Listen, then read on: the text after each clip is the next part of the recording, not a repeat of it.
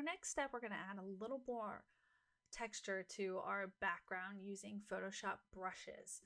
So let's begin by creating a new layer.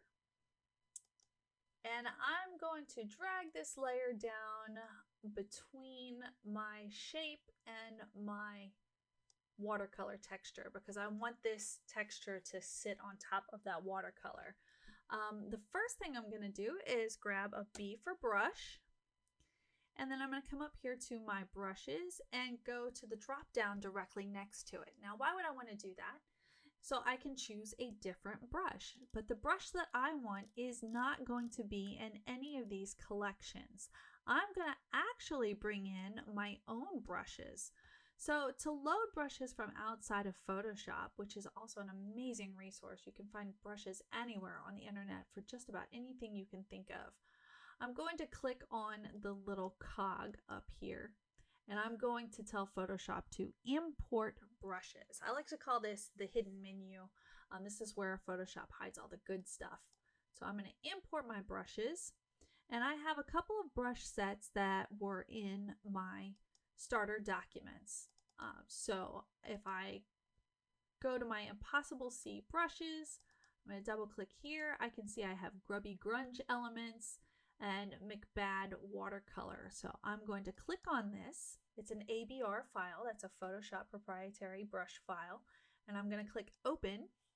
And when I do that, it's going to pop up at the very bottom of my brush palette, which I think we're having a little trouble seeing down here. There we go. So now I have some Grubby Grunge brushes that I can use to just put some ink splats along the bottom of my base here. So I'm just going to grab any random ink splat, and that is very big. So I'm going to use my left square bracket key to make it a little smaller. And I can't get it to go quite where I want it to go in here. So it'd be neat if I could turn my brush around, wouldn't it?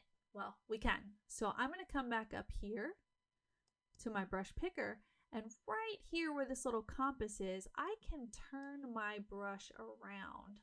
If I change my angle here, now it's this way.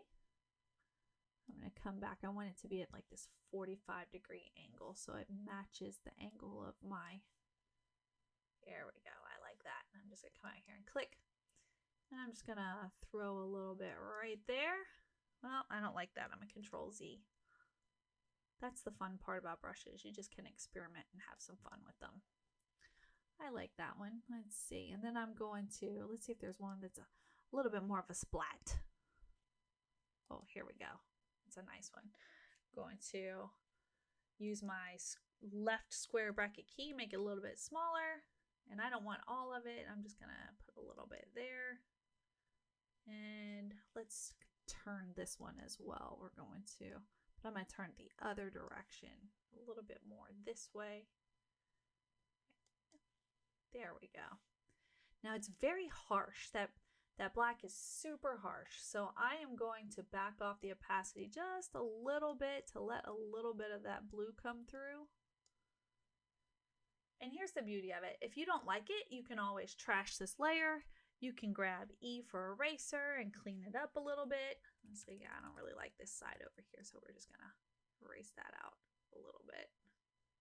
There we go. So now I just have a nice little splat there. All right, so we're gonna use another type of brush for some texture across the top. We're gonna add some lighter watercolor texture to the top. I'm going to do it on a new layer. That way, if I don't like it, I can always trash it and start over. Let's see. Let's come over here, and we're neglecting naming our layers. So I'm going to double click on this one real quick. We're going to call this one Watercolor 1. And then we'll call this one Splat. And then we'll call this one Watercolor 2 because that's where we're going. All right, watercolor 2 is empty at the moment, so let's go grab some watercolor brushes. I'm gonna hit B for brushy, or you can choose the brush out of your toolbox. And then I'm going to go to the drop down menu. And remember, we want to load in our own brushes because we are awesome. So we're going to click the little cog and come down to import brushes, and McBad watercolor.abr are the watercolor brushes that you can use, but you can always use ones that you found on the internet. We're going to slide all the way down, and you guys can't see it because it's right underneath the bottom here, so I'm going to roll that open. Here we go. All right, now I'm just going to play around with these a little bit. I'm going to grab this one here, pull it out, and I want this side, or this top side, to be a little bit lighter than what it is. So I'm going to choose, let's flip these colors around real quick. I'm going to hit X to bring my white to the foreground, and then I'm going to just maybe pull this here, this color out of here. Maybe add a little shade of blue to it, and then hit OK.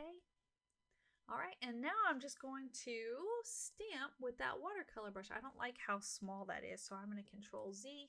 I'm going to use my right square bracket to make it bigger. Oh, look at that. This is coming together very nicely. So I'm just going to lay a little bit of watercolor on top. Maybe I'm going to choose a different watercolor brush. Let's try this one. And I can always change my color. Add a little bit more tone in here. Here we go. Let's just try that one. We'll make it really big using the right bracket and just, there we go. So now it's just not a plain, boring background. It's got a little bit of texture in there. It looks kind of nice. So now that we've added some brushwork, let's move on to the next step.